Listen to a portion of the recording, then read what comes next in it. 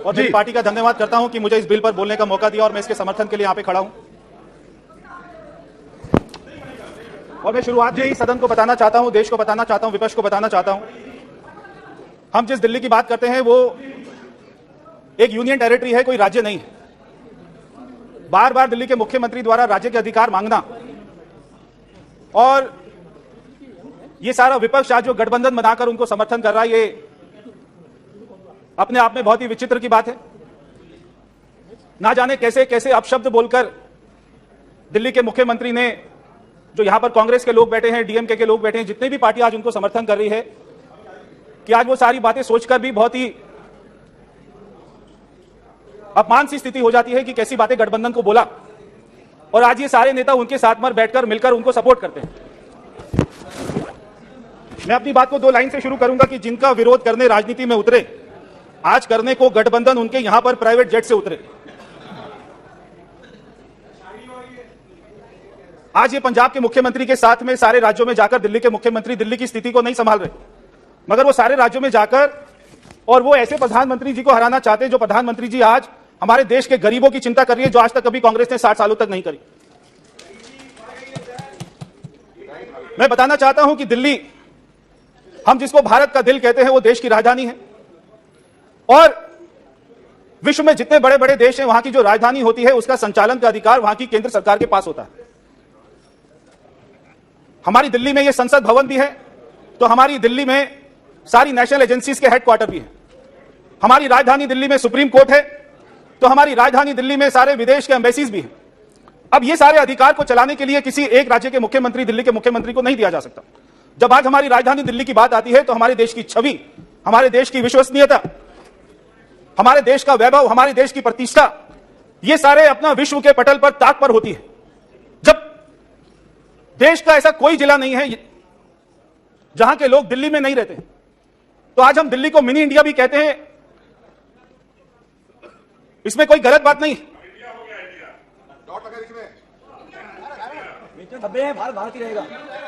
मगर बार बार दिल्ली के मुख्यमंत्री को हम ये कहते हुए सुनते हैं कि मुझे राज्य के अधिकार चाहिए, ट्रांसफर पोस्टिंग के अधिकार चाहिए।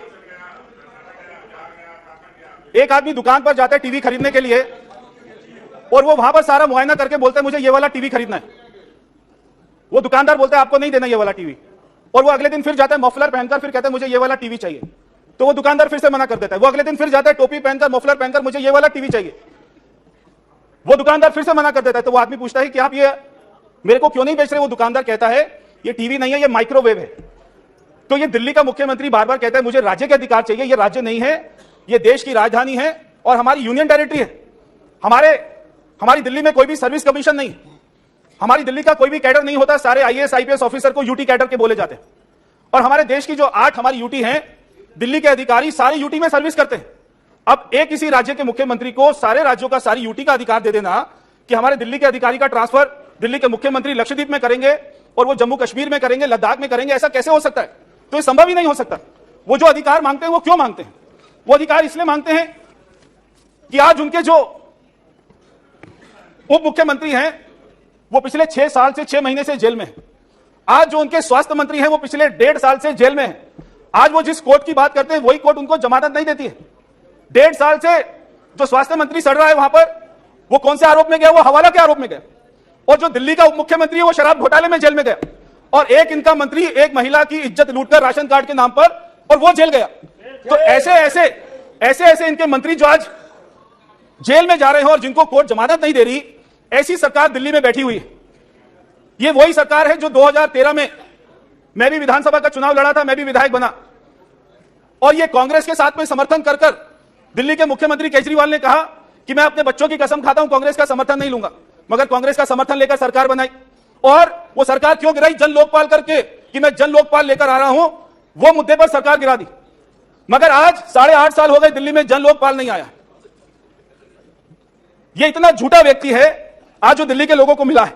और ये सदन को जानकर बहुत ही हैरानी होगी कि दिल्ली के मुख्यमंत्री 8.5 साल से सरकार में है। 8.5 साल से वो 8 बार भी अब अपने सचिवालय नहीं गए। 8 बार भी वो सारे आईएएस ऑफिसर को अपने घर पर बुलाते हैं।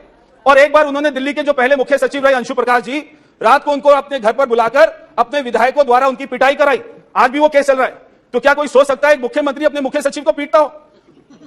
एक मुख्यमंत्री आईएएस ऑफिसर को बुला के उनकी बेइज्जती करता हो और वहां पर उनको गालियां देता हो और फिर ये बात करते हैं कि आईएएस ऑफिसर की ट्रांसफर पोस्टिंग का अधिकार हमें मिलना चाहिए। जब दिल्ली में कोविड आया तो ये वही मुख्यमंत्री है दिल्ली के जिन्होंने हमको संभालने की बजाय, गरीब लोगों को संभालने की बजाय, यूपी बिहार के लोगों को संभालने की बजाय लाखों लोगों को बॉर्डर पर भेज दिया मरने के लिए कि आप अपने अपने राज्य चले जाइए। वो तो हमारी सरकार थी, हमारे गृह मंत्री जी थे, हमारे प्रधानमंत्री जी थे जिन्होंने दिल्ली में हॉस्पिटल बनाए, हमारे लोगों को वैक्सीन दी, हमारे लोगों को इंजेक्शन दिया और आज हमारे दिल्ली के लोगों की जान बचाई। वरना दिल्ली के मुख्यमंत्री ने हमको अपना मरने के लिए छोड़ दिया था। और क्या बोलते हैं दिल्ली के मुख्यमंत्री? वो कहते हैं कि बिहार के लोग तो केवल 500 रुपए का टिकट लेते हैं, दिल्ली में आते हैं, लाखों का इलाज करते हैं और चले जाते हैं।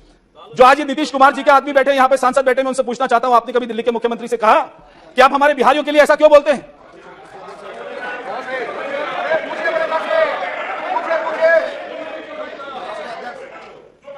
और दिल्ली के मुख्यमंत्री क्या कहते हैं?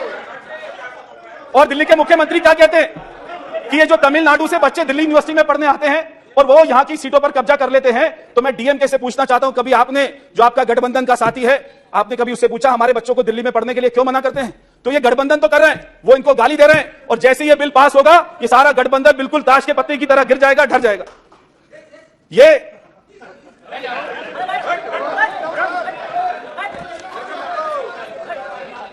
एक मुख्यमंत्री कहते हैं हमारे दिल्ली पुलिस के सिपाही, हमारे दिल्ली पुलिस के अधिकारी जो उनकी सुरक्षा भी करते हैं, उनके मंत्रियों की भी सुरक्षा करते हैं, दिल्ली का मुख्यमंत्री कहते हैं कि दिल्ली पुलिस के ठुल्ले। अगर ऐसा कोई शब्द का प्रयोग करेगा तो क्या कोई आईपीएस ऑफिसर उसके अंदर में काम कर सकता है? क्या हम उसको अधिकार दे सकते हैं दिल्ली पुलिस को संभालने के लिए?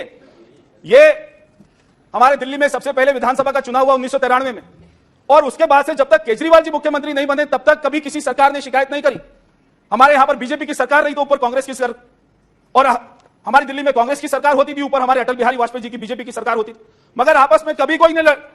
ये पहली बार 2014 के बाद हुआ कि दिल्ली के मुख्यमंत्री जो अपने झूठे वायदे करके पूरे नहीं कर पाए, वो अपनी विफलता के कारण में एलजी को दोष देते हैं, प्रधानमंत्री को दोष देते हैं और उन्होंने आज तक कोई काम नहीं किया। उन्होंने कहा था मैं 500 स्कूल बनाऊंगा, एक भी स्कूल नहीं बनाया। और वो कहते थे 50 कॉलेज बनाऊंगा, एक भी कॉलेज नहीं बनाया। और उन्होंने कहा था 20 हॉस्पिटल बनाऊंगा, एक भी हॉस्पिटल नहीं बनाया। तो जब भी चुनाव आता है तो बड़ा बड़ा वो वायदा करते हैं मैं अपना बिजली दे दूंगा, पानी दे दूंगा, तब कोई उनको ऑफिसर नहीं रोकता, तब हमारे उपराज्यपाल उनको नहीं रोकते। मगर जब वो काम नहीं कर पाते तब वो उपराज्यपाल का, प्रधानमंत्री जी का बहाना लेते हैं। तो आज तो यह हालत हो गई है कि आज इनकी सारी सरकारी जेल में है, क्योंकि घोटालों में इतना कमा लिया है कि अब तिहाड़ जेल को ही अपना पार्टी का कार्यालय बना लिया है। सारे मंत्री जेल जा रहे हैं। मैं अध्यक्ष जी इस बिल का समर्थन कर रहा हूं और यहां पर जितने गठबंधन के लोग बैठे उनसे भी कहना चाहता हूं कि ये अगर आप जो इसको अधिकार देने की बात कर रहे हैं ना, अगर इसको अधिकार मिल गया तो अभी इसने पीछे एक हमारे दिल्ली में फीडबैक यूनिट बनाया था और वो फीडबैक यूनिट में हमारे एलजी ऑफिस का, सभी सांसदों का, सभी बीजेपी के विधायक का, आईएएस आईपीएस ऑफिसर का इसने फोन को अपना टैप करना शुरू कर दिया था। अगर ये जो गठबंधन के लोग बैठे हैं, अगर आप उनको अधिकार दे देंगे तो आपके सारे फोन भी केजरीवाल टैप करेगा, फिर आपको अपना चिंता होगी। इसलिए मैं ये बिल का समर्थन कर रहा हूं और आखिर में 2 लाइन बोलकर अपनी बात को समाप्त करता हूं कि अन्ना आंदोलन के वो महान असूल वो सारे यमुना में बह गए और रामलीला मैदान से निकलकर सरजी आज केवल अपने विज्ञापन में सिमट कर रह गए। ये केवल विज्ञापन की सरकार है। 13,000 करोड़ रुपए के विज्ञापन से ये सरकार चल रही है और कोई कारण नहीं है। इसलिए मैं सभी सदन का मैं हाथ जोड़कर कहूंगा कि इस बिल का समर्थन करें। धन्यवाद। बहुत बहुत धन्यवाद।